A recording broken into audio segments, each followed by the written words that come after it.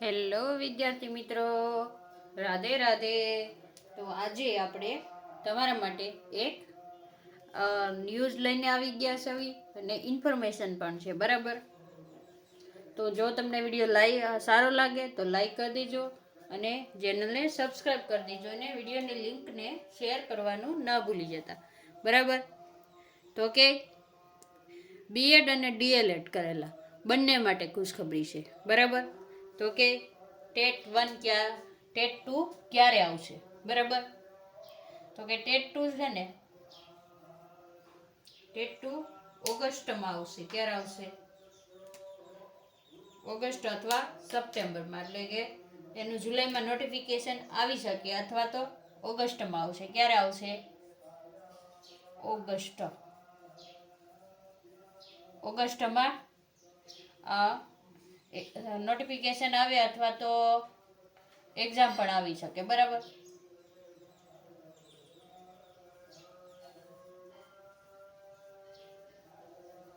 Notification આવી શકે છે. હવે ટેટ 2 ની બધા આતુરતાથી રાહ કેમ જોવે છે, બરાબર? શું કામે? તો તમને એક પ્રશ્ન થતો હશે કે સૌથી જાજા જો એક્ઝામ દેવા વાળા કોઈ ઉમેદવાર હોય ને અત્યાર લગીનમાં, તો ટેટ 2 માં જ થશે. શું કામે થશે, બરાબર? તમને પ્રશ્ન થાય ને. તો વિદ્યાર્થી મિત્રો, ટેટ 2 કોણ દઈ શકે તમને ખબર છે? પહેલા સૌથી જાજા ટેટ 2 દેવા વાળા શું કામે હોય? કોમ્પિટિશન એ વધારે શું કામ હોય ખબર? ટેટ 2 છે ને પીટીસી અથવા તમે જી કયો ઈ, બરાબર. આપણે શું કહીએ છીએ? ડીએલએડ પ્લસ જેને ગ્રેજ્યુએટ છે, બરાબર. આપણે લખી દો, બરાબર. ગ્રેજ્યુએશન કરેલું છે ઈ લોકો ટેટ 2 આપી શકે, બરાબર. બીજા કોણ આપી શકે ટેટ 2? તો કે જે મિત્રોએ બીએડ કરેલું છે ને ઈ આપી શકે. પછી આ બીએડમાં બધા આવી જાય, કોમર્સ વાળા આવી જાય, આર્ટ્સ વાળા આવી જાય, સાયન્સ વાળા આવી જાય, બધા આવી જાય છે, બરાબર. એટલે જો કોઈ વિદ્યાર્થી જાજમ જાજી સંખ્યા હોય ને તો ટેટ 2 દેવા વાળાની વધારે હોય છે, બરાબર. તો કે કોણ દઈ શકે? તો કે બીએડ વાળા.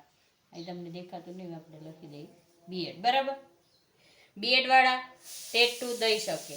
પછી પીટીસી ડીએલએડ જેણે કર્યું છે પ્લસ તેને બીકોમ કરી નાખ્યું છે, બીએ કરી નાખ્યું છે કે બીએસસી કરી નાખ્યું છે કમ્પ્લીટ, ઈ પણ ટેટ 2 ની એક્ઝામ દઈ શકે. ટેટ 1 માં તમને ખબર હતી તો કે ટેટ 1 કોણ દઈ શકતા? ખાલી તમને પૂછે કે ટેટ 1, તો ઈ ફક્ત છે ને ડીએલએડ વાળા દઈ શકતા, બરાબર. ડીએલએડ વાળા. પછી ટાટ નું પૂછે તો કે ટાટ કોણ દઈ શકતા હતા? ખાલી બીએડ વાળા, બરાબર. બીએડ વાળા. પછી ટાટ સેકન્ડરી નું પૂછે, ટાટ એસએચ, બરાબર. તો એમાં જેને એમએ અને બીએડ કર્યું હોય ને, એમએ અને બીએડ, બરાબર, ઈ બંને દઈ શકે. જો સંખ્યા કેમ ઓછી થાય? કે જેમ તમારી લાયકાત વધે ને એમ સંખ્યા ઓછી થાય, કારણ ઓછા વિદ્યાર્થી કરવા વાળા હોય છે, બરાબર. તો એમએ બીએડ તો ઘણા ઓછાએ કર્યું હોય, પણ જેણે એમએ બીએડ કર્યું છે એ ટાટની તો દેવાના જ હોય, કારણ બીએડ તો એની પાસે છે જ, બરાબર. અને જેણે એમએ બીએડ ને બીએડ કર્યું છે ને એ બંને પાસે ગ્રેજ્યુએશન તો હશે જ ને, કારણ ગ્રેજ્યુએશન વગર કંઈ થોડું બીએડ થયું છે. તો એ જેણે આ લાયકાત લીધી હોય ને એમએ બીએડ વાળી, એ આ પરીક્ષા એ દઈ શકે ને આ પરીક્ષા એ દઈ શકે. એટલે એને કેટલી પરીક્ષા દેવાના ઓપ્શન હોય? તો કે 3. જેણે એમએ બીએડ કર્યું એ 3 પરીક્ષા દઈ શકે. જેણે બીએડ કર્યું એ 2 પરીક્ષા દઈ શકે. ક્યાંય 2? તો કે ટાટ સેકન્ડરી અને ટેટ 2 બંને દઈ શકે. એટલે તમે વિચાર કરો કે ટેટ 2માં સૌથી ઝાઝી સંખ્યા હશે એક્ઝામ દેવાની. અત્યારે તમે હમણાં ટાટ સેકન્ડરીને જુઓ તો 1,82,000 એમ કંઈક હતી, બરાબર. હાઈ સેકન્ડરીનો મને આંકડો યાદ નથી, પણ લાખ ઉપર હતો. અને ટેટનો જોવો ને તો 1,08,000 જેટલા ફોર્મ ભરાણા હતા, બરાબર. એમાં જ કંઈક 92-93 એક્ઝામ દીધી હતી ટેટ 1માં. ટેટ 1માં સૌથી ઓછી સંખ્યા હું કેમ હોય છે? કારણ એમાં ડીએલએડ વાળા હોય છે, અને એમાં એક ડીએલએડ કરવાની ઉંમર મર્યાદા હોય છે. તમે જો કર્યું હોય ને ત્યારે કે 24 વર્ષથી નીચેના જ ડીએલએડ કરી શકતા હોય, બરાબર.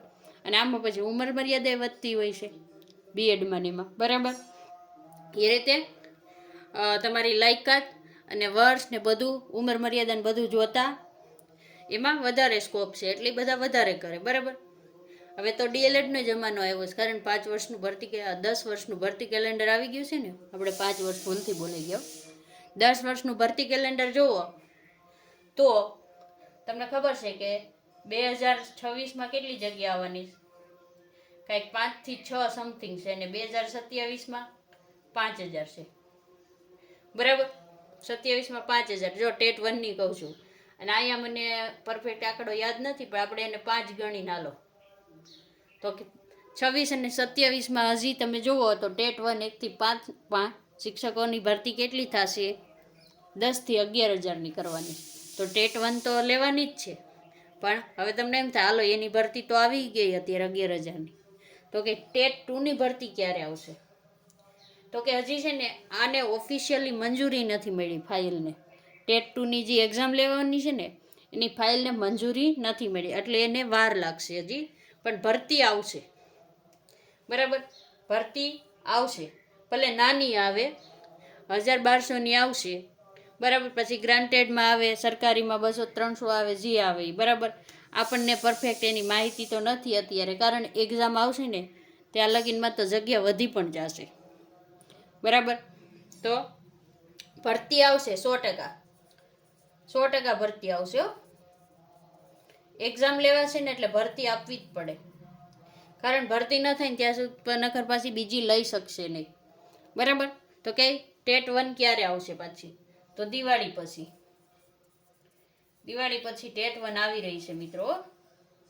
એટલે દિવાળી પછી ગણો, એટલે આ વખતે આપણે 21 તારીખે હતી ને, 12મા મહિનામાં હતી, બરાબર. 12મો મહિનો એટલે ડિસેમ્બરમાં, બરાબર.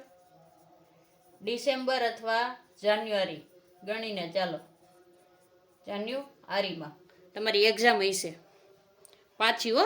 જો ડિસેમ્બર અથવા જાન્યુઆરી, ફાઇનલ ડેટ નથી, પણ એક્ઝામ આવી જશે, એક્ઝામ આવી જશે. તો આજે જ તૈયારી ચાલુ કરી દેજો. અને જે વિદ્યાર્થી મિત્રોને છે ને ટેટ 2ની તૈયારી કરવી હોય ને ટેટ 1ની તૈયારી કરવી હોય, બરાબર, તો આપણે લાઈવ ક્લાસ લઈએ છીએ, બરાબર. જે મિત્રોને ટેટ 2 દેવાની હોય ને એ આપણા લાઈવના વિડીયોમાં આપણે સ્ટેટિક જીકે જે તમારે 5 થી 6 માર્કનું પૂછાય છે, બરાબર. 5 થી 6 માર્કનું જીકે પૂછાય, બરાબર. જીકે એના આપણે લાઈવમાં ક્લાસ પૂરા કરી દીધા છે, અને આપણે થોડા દિવસથી આપણે ગણિત શરૂ કરેલું છે, બરાબર. ગણિત એમાં પણ આપણે બેઝિક લસ્સા ગુસ્સાવાળું ભણી ગયા છે, ઘાતાંક, વર્ગ, વર્ગમૂળ, ઘનમૂળ પૂર્ણ થઈ ગયું છે. આજે આપણે કાલે આપણે સંખ્યા જ્ઞાન લીધું હતું, આજે પણ આપણે સંખ્યા જ્ઞાનના 2 થી 3 લેક્ચર થશે.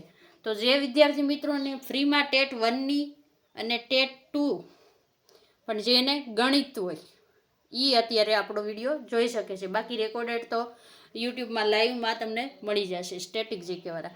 અને આપણે બધી એક્ઝામને અનુકૂળ આવે ને એ રીતનો પહેલાં કોમન વિષય ભણાવીએ છીએ, પછી આપણે ટેટ 2નો અને 1નો સ્પેશિયલ ભણાવશું, જેમ કે બાળ વિકાસ છે, શૈક્ષણિક છે, બરાબર,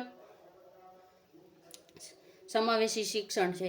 એ બધું આપણે છેલ્લે લેવું. પહેલાં આપણે CCE ને કોન્સ્ટેબલ ને જુનિયર ક્લાર્ક ને બધામાં કોમન શું આવે? તો કે ગણિત આવે, રિઝનિંગ આવે, ગુજરાતી આવે, ઇંગ્લિશ આવે, બરાબર. તો આપણે ધીમે ધીમે એ લાઈવમાં ભણાવવાના છે. તો જે વિદ્યાર્થી મિત્રોને અમારો વિડીયો સારો લાગ્યો હોય ને અમારી સાથે ટેટ 1 ને 2ની ફ્રીમાં તૈયારી કરવી હોય એ લોકો અમારી ચેનલ સબસ્ક્રાઈબ કરી લેજો, બરાબર. નવી અપડેટ આવશે એટલે તમને આપતા રહીશું. અત્યારે અહીંયા વિડીયોને પૂર્ણ કરીએ છીએ. રાધે રાધે.